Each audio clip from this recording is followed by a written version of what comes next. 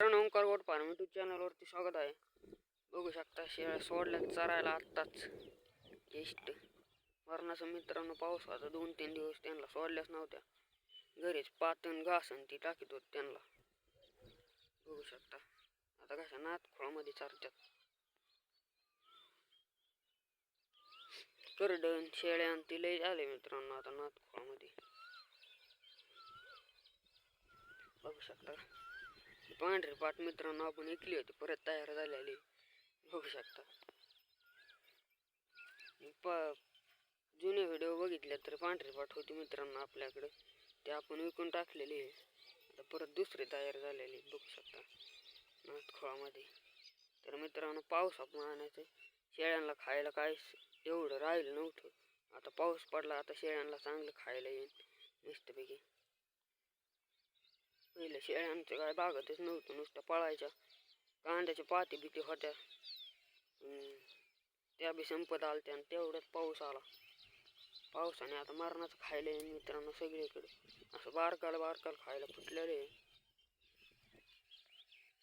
बघू शकता.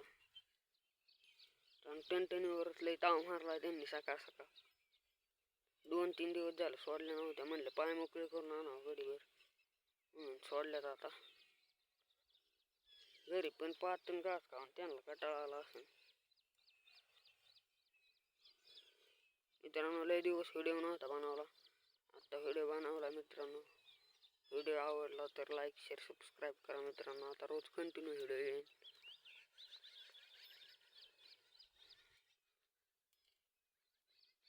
मित्रांनो बाय बाय, भेटू पुढच्या व्हिडिओमध्ये.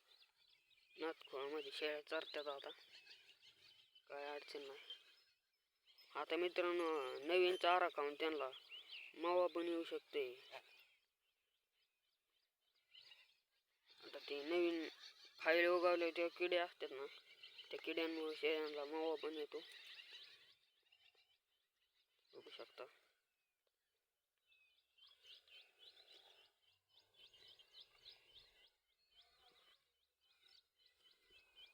आता एवढ्या पळत नाहीत, नाही तर पहिल्या पाळ्या सोडल्या की लय पळायच्या इकडून तिकडून तिकडून इकडे. आता निवांत मध्ये सरत्यात.